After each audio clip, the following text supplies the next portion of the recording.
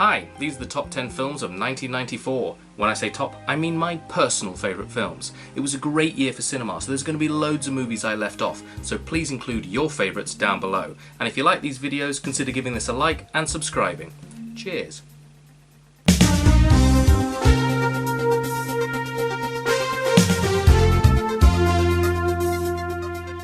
In at number 10, Leon the Professional. While this is set in New York and the main language spoken is English, this is still very much a French movie. Luc Besson directs with his usual panache for visuals and with a heavy dose of his own personal style. We follow Jean Reno's titular assassin Leon. He's basically an angel of death, a loner who loves his pot plant and has a strict no woman and no children policy. But his already quite chaotic life is turned upside down when he rescues a girl whose family has been massacred. Natalie Portman plays Matilda in her feature film debut, and she's absolutely terrific in it. The oddball father and daughter relationship is genuinely touching, and they have great chemistry together. She wants revenge on the man who slaughtered her family, a cop played superbly over the top by Gary Oldman, who was on such a role in the 90s playing dastardly villains. His pill-popping, gurning madman is a delight.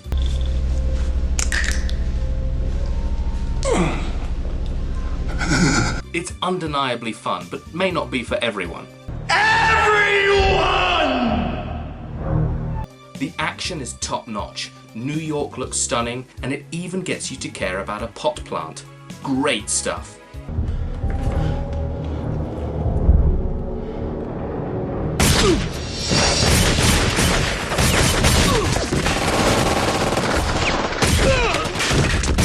In at number 9, Clerks. Kevin Smith's first film felt so fresh at the time. Shot in 3 weeks on a black and white 16mm camera, this film follows two store clerks going nowhere with their lives. My mother told me once that when I was 3 years old, my potty lid was closed. And instead of me lifting it, I shit my pants. Lovely story. We simply follow a day in their dull lives, but the film is anything but dull. It's full of life and detail that only someone who really knows the world can portray. Smith injects it with humour, making it totally relatable and strangely fascinating. My love for you is like a truck berserker. Would you like some making fuck berserker? That's fucking funny, man. Did he say making fuck? These days, hearing characters talk about Star Wars movies and comic books feels all too familiar, but back then these scenes felt truly groundbreaking. It's also helped greatly by its black and white cinematography, making it feel like a bloody French New Wave film. It looks great and even adds to the bleakness of the characters' lives and where they inhabit. The cast of unknowns is fantastic. Brian O'Halloran, Jeff Anderson and Jason Mewes all play their parts to perfection. My girlfriend sucked 37 dicks. In a row? But it's Kevin Smith's script, direction and balls to pull off this movie that make him the true standout star. Cute cat. What's its name? Annoying customer. Fucking dickhead. In at number 8, Drunken Master 2. One of Jackie Chan's very best movies. The original 1978 Drunken Master was okay, but this sequel dials everything up to 11. Truly remarkable, bombastic fight choreography.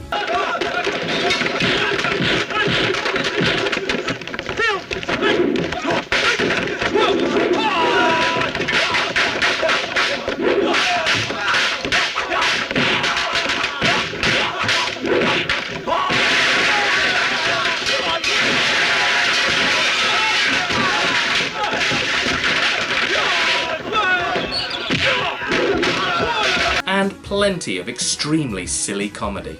Chan returns as Fong Wei Hong, a martial artist who specialises in drunken boxing, a form of fighting he needs to be shit-faced for.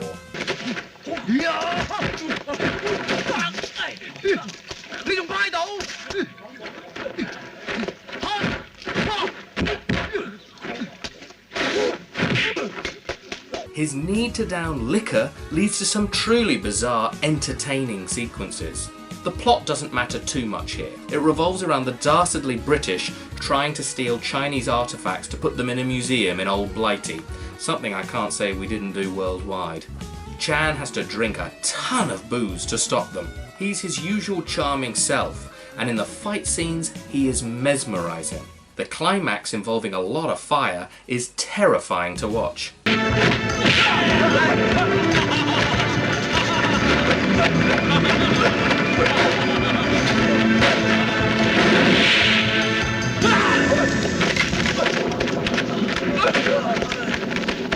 In at number 7, Heavenly Creatures. Peter Jackson moves away from his blood and gut comedies to make this film, which is a very tender portrayal about two girls who ended up murdering someone. This is based on a true story about two schoolgirls in 1950s New Zealand who murdered one of their mothers after being told that they could no longer be friends. The film does not shy away from how horrid the crime was, but mostly focuses on the two lonely girls who find true happiness in friendship, only to be let down by attitudes of the time, with people worrying that they might be gay and then trying to separate them. The film stars Kate Winslet and Melanie Lynskey in their film debuts, and they are both remarkable in it. They are totally believable as outcasts, and their chemistry together is excellent. Jackson also films the film with imaginative flourishes. The girls had written and created a fantasy kingdom filled with love and intrigue, and Jackson loves creating that world on screen. The 1950s setting is expertly created, and you're totally swept up in both the real world and their imaginary one. Even though the film begins showing the aftermath of the murder, the recreation of the crime at the end of the film is still deeply shocking and upsetting. For me, Heavenly Creatures is right up there with the Lord of the Rings trilogy as some of Jackson's finest work. It's a 3-act story with a tragic end. Your mother is rather a miserable woman. Isn't she? In at number 6, Bullets Over Broadway.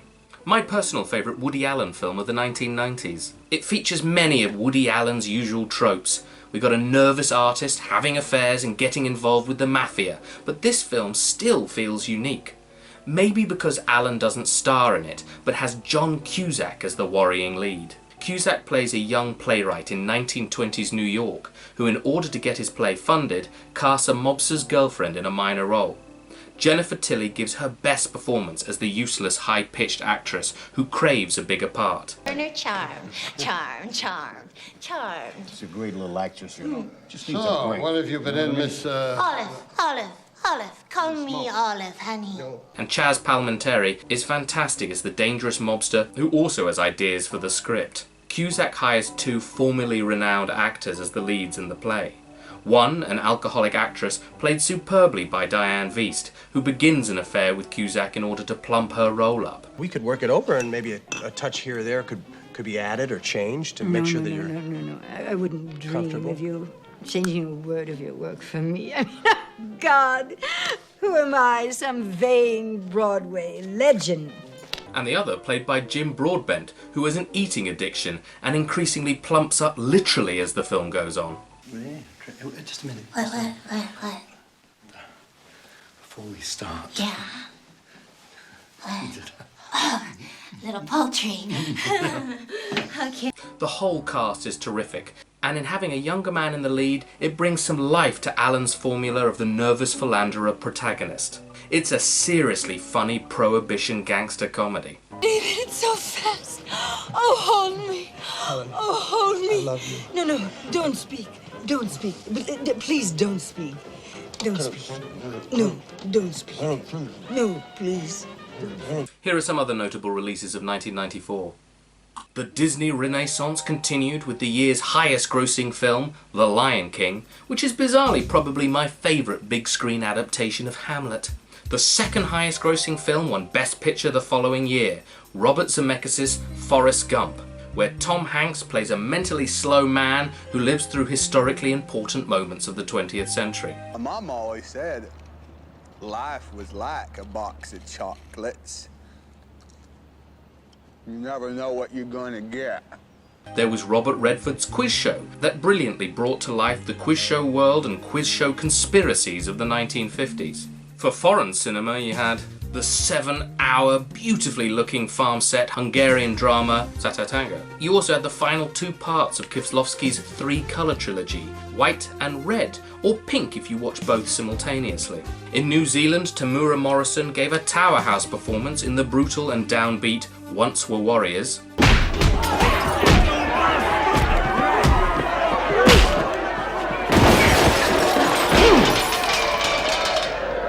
should learn to pay your respects. While in Australia you had the remarkably loud and upbeat The Adventures of Priscilla, Queen of the Desert. The Adventures of Priscilla, Queen of the Desert. Do you have the Texas Chainsaw Mascara? From the UK, Hugh Grant mumbled his way through 4 Weddings and a Funeral.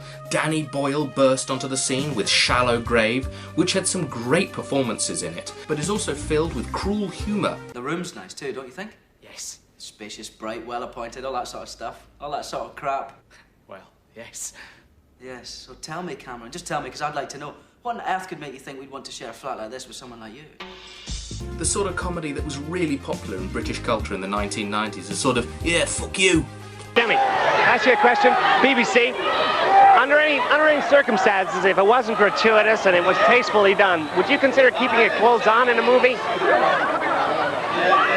There was also The Madness of George III, which had to be renamed The Madness of King George in case people thought this was simply the third in a series of films based on a bonkers man named George. There were also some films from critically renowned directors that didn't quite live up to the rest of their body of work. Oliver Stone released the visually arresting Natural Born Killers, which was based on a Quentin Tarantino script, who was very vocal in his dislike for the film. I enjoy it though, as both Woody Harrelson and Juliette Lewis make arresting leads. The Coen brothers released The Hudsucker Proxy, which is a lot of fun and looks fantastic with Roger Deakins' stunning cinematography, but was the first film of theirs to not be universally praised. And James Cameron followed one of the greatest action films of all time with a remake of the French comedy La Tourterelle. True Lies is a fun ride, but seemed like an odd choice for Cameron to make between Terminator 2 and Titanic. There was Stargate, which I remember really enjoying in the cinema. And there was Alec Baldwin in The Shadow, which will always have a special place in my heart, for as a young child I had a huge poster of it on my wall. I got it for free down at the local video store. For documentaries, you had the great Hoop Dreams and Crumb. For horror, you had Interview with a Vampire. Claudia, what have we told you? Never in the house.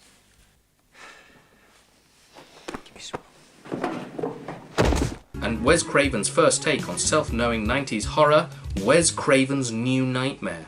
The only way to stop him is to make another movie. Oh my god. John Carpenter's In the Mouth of Madness. But the person who seemed to really dominate 1994 was professional attention seeker Jim Carrey, who starred as the loud Lloyd Christmas in Dumb and Dumber. Want to hear the most annoying sound in the world?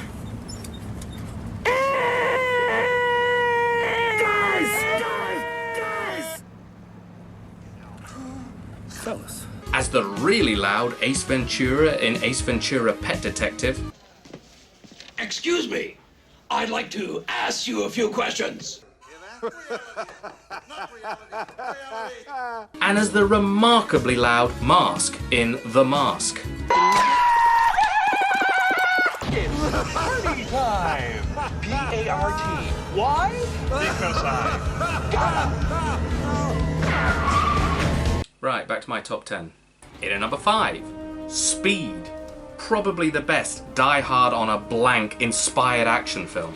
This time we've got Die Hard on a bus. A piece of public transport with a bomb attached to it that will go off if the bus goes slower than 50 miles an hour. A Los Angeles bomb disposal cop, played by the lovable Keanu Reeves, is on board the runaway bus, with Dennis Hopper's madman wanting revenge on Reeves for foiling his last bombing scheme. If you call a film Speed, you have to live up to that title. And boy oh boy does this film live up to it. It's a roller coaster that features edge-of-your-seat action sequences that are brilliantly executed. The sequel, Speed 2, that took place on a slow-moving boat, did not live up to the title. Reeves and Hopper are fantastic, as is Sandra Bullock as a bus passenger who takes control of the bus. Her and Reeves make a remarkably charming couple. Speed sets out to thrill and entertain, and does from minute 1 to minute 116. Top-notch entertainment. Are you insured? Yeah, why?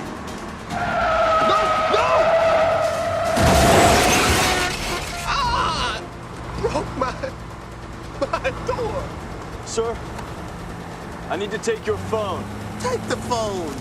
In at number 4, Chungking Express. Wong Kar-wai's crime romantic comedy film is totally unique. and completely captures the essence that is the chaos of Hong Kong. This film is split into two and tells two fairly distinct stories.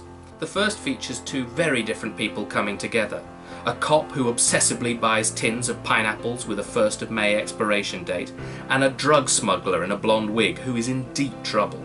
The Chungking in the title refers to the Chungking Mansions, a chaotic building on Nathan Road in Shim Shao Shui that houses about 4,000 people, many of Indian and African origin. It's a building full of cheap hotels, foreign exchanges, amazing Indian restaurants, but also has a reputation for drugs, smuggling, and a lot of other crimes. A place I spent a fair amount of time in when I lived in the city. Christopher Doyle's unique cinematography captures both the beauty and chaotic nature of the place perfectly. The second story for me works even better. Canto pop star Faye Wong stars as a woman who works in a late-night snack store in Lang Kwai Fong, one of the party districts in Hong Kong. She falls for a lonely policeman played by Tony Leung and secretly breaks into his apartment, cleaning it and redecorating. Both of them are superb, but particularly Wong stands out because she just lights up the screen. The express snack store that she works in is no longer there, having been replaced with a 7-Eleven, but it was a good place to go buy a beer just knowing that this film was filmed there. So many of Wong Kar-wai's films are about love being just out of reach. His characters are lonely and tragic, but his movies are beautiful and strangely uplifting. They're poetic and not entirely realistic, but nevertheless capture so much of what it feels like to be alone and to be longing to be loved. I once worked for a PR company, and when I had just started, the receptionist put a phone call through to me. Some guy wanted a copy of Sight and Sound or something. I couldn't quite get what he wanted, so I just hung up on him, only later finding out that that was Wong Kar-wai. I still feel so guilty for this, as he is such a tremendous director with a unique view of the world, and Chungking Express is one of his very best. 你喜不喜欢吃凤梨嘛？我喜不喜欢吃凤梨关你什么事？ In at number 3, The Shawshank Redemption. This prison film is incredibly moving. Director Frank Darabont takes a novella from Stephen King and makes an epic film about a man falsely imprisoned for the murder of his wife and her lover. Tim Robbins stars and is as likeable and relatable as only he can be. You instantly believe him and instantly worry for him. The main drive of the film, though, is the friendship he develops with Morgan Freeman's fellow prisoner Red. It's one of the great film friendships, and the two couldn't play it any better. Everything works in this film. The GOAT Roger Deakins makes a film set mostly in one location look stunning. Thomas Newman's score is terribly moving. The 40s and 50s setting is realised beautifully, and the supporting cast are great, including a wonderful villainous performance from Clancy Brown. Criminally, it was not a success in the cinema. The two leads partly blamed the strange title. Thankfully, it found a way into people's homes and hearts when it went to video. It is one of the most loved films of all time, and since 2008 has been the highest rated movie on IMDb. It's a story that shows the harshness of life, but is also full of hope. And without friendship and hope, life wouldn't be worth living. I totally get why this is so beloved.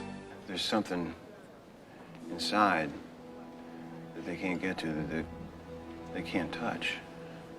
It's yours. What are you talking about? Hope. In at number 2, Ed Wood. For my money, this is Tim Burton's best film. Since 1985's Pee-wee's Big Adventure, Burton had been on a hell of a roll, and I kind of feel this is where he peaked. This biography film straddles the fine line between mocking the so-called worst director of all time, Ed Wood, and being a loving tribute to his enthusiasm and individuality. Johnny Depp is having a ball playing Wood. The movie is about his love for film and his failure to make a good one. Much like Shawshank, this is another story with a beautiful friendship at its heart. This between Wood and Bela Lugosi, played by Martin Landau in an Oscar-winning performance. The tragedy of the former Dracula, now broke and addicted to heroin, yet again masterfully is balanced between being a moving tribute and being a kind of comedy. Be fair. Wait! Pull the string! Pull the string! Cut. The rest of the cast is tremendous. Sarah Jessica Parker, Patricia Arquette, Jeffrey Jones, Vincent D'Onofrio as Orson Welles, and a scene-stealing performance by Bill Murray. Do you reject Satan and all his evils? Sure. In the name of the Father, the Son, and the Holy Ghost. The black and white cinematography is something else. It's so beautiful and totally captures the mood of 1950s Hollywood. It's a hilarious film about complicated people doing their best to be great at something and totally failing. And cut. Perfect. Print it. Let's move on. Don't you want to do another take, Ed? Looks like Big Baldy had a little trouble getting through the door. No, it's fine. It's real. You know, in actuality, Lobo would have to struggle with that problem every day. And in a number 1, Pulp Fiction. Tarantino's second film may just be his most iconic. Following on from his excellent Reservoir Dogs, Tarantino makes a bigger, bolder, ballsier crime film that goes all over the place, does what it wants, and leaves you breathless. It's unique, highly entertaining, shocking, funny, and just one hell of a ride. Set over a few days, we follow a bunch of intertwining stories in Los Angeles. There are 3 main stories, and each one is so unique and so filled with life and detail that they could fill a whole film themselves. Tarantino's dialogue is exceptional. The mixture of everyday talk and pop culture references make these dangerous, larger-than-life characters seem like people we can relate to. What do they call a Big Mac? Big Mac's a Big Mac, but they call it Le Big Mac. Le Big Mac. He assembled one hell of a cast, rejuvenating some careers and indeed even making some. John Travolta gives, for my money, his best performance as a kind of thick hitman. He's so funny in it. You gotta have an opinion. I mean, do you think that God came down from heaven and stopped? Oh, what the fuck's happening? Oh, man, man. Oh, man, I shot Marvin in the face. Why the fuck you do that? Well, I didn't mean to do it. It was an accident. Oh, man, I see some crazy-ass shit in my time, but this... Chill out, man. I told you it was an accident. You went over a bump or something. Hey, the car ain't hit no motherfucking bump. And even though he's a murderer, you genuinely worry for him as things start to go astray. The story of him having to take out his mob boss's girlfriend is possibly my favourite of the 3 sections. Uma Thurman had been in some big movies, but here she is given a chance to show how charismatic she can be as the wild Mia Wallace. Her and Travolta's chemistry is on another level, as is their dancing. But giving possibly the best performance in the film is Samuel L. Jackson. Again, someone who'd been in a bunch of things, but hadn't really had a role that could show off his immeasurable talents. And Jules was certainly the character to show these off in. What does Marcellus Wallace look like? What? What country you from? What ain't no country I ever heard of? They speak English and what? On top of these, you've got Tim Roth, Amanda Plummer, Ving Rhames, Harvey Keitel, Bruce Willis, and Christopher Walken. He hid it. In one place he knew he could hide something, his ass. 5 long years he wore this watch up his ass. Then he died of dysentery. He gave me the watch. I hid this uncomfortable hunk of metal up my ass. 2 years. It looks great and sounds even better. Tarantino's knack for picking good songs made the Pulp Fiction soundtrack a must-own. It's not a film that's easy to describe. It doesn't run on wheels. It fucking flies around. It's amazing that with only his second film, he just does whatever he wants, and it works a treat. You leave energized and with a brain filled with cool lines of dialogue, amazing songs, and a sense that you can't wait for the next ride he'll give you. What's brilliant is that his next film actually scaled it back a bit, because otherwise he would have seemed like maybe a director not in control. But Pulp Fiction is proof that a real talent can be in control of a beautiful, wonderful, violent mess. It's a wonder to behold. Nah, you motherfucker!